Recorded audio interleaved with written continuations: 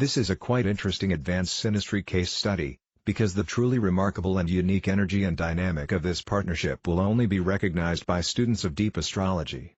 This partnership synastry has several powerful personal planet conjunctions, which generate attraction and magnetism.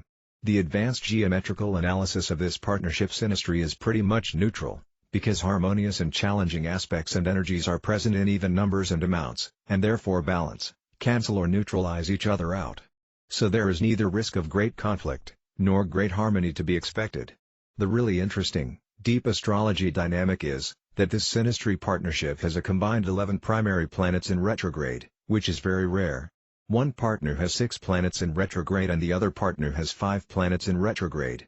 For details on this deep astrology approach, see my Max Series video titled Retrograde Planets and Their Number in the Natal Chart, link in the description of this video. Only about 0.5% of the population has 6 planets retrograde in their birth charts.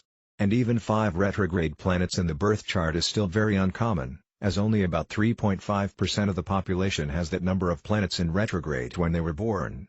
This partnership is therefore very unique and rare. Articles on retrograde planets in the natal chart are quite scarce, and most of them simply quote the calculations of John McCormick, an American astrologer from the 1960s. He came to the conclusion that it is not the quality but the number of retrograde planets that allows us to distinguish different types in people.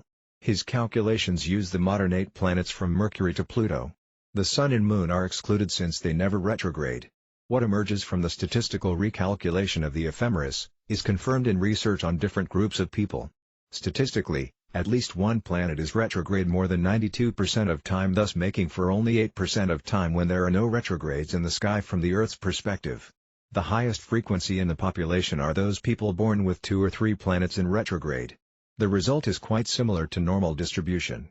However, to have no retrograde planets is still more likely than to have 5 in retrograde. 6 or more planets in retrograde is quite rare. For those who have less than the average 2 or 3 planets retrograde, 0 or 1, the world moves quickly. The person wants to experience more, but feels an inner uncertainty from the enhanced activity. In contrast, when there are more retrograde planets, the world appears to slow down, so there is less inner uncertainty.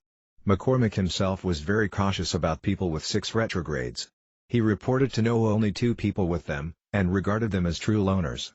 About those extremely rare cases with 7 retrogrades, he assumed it must be impossible for others to understand them.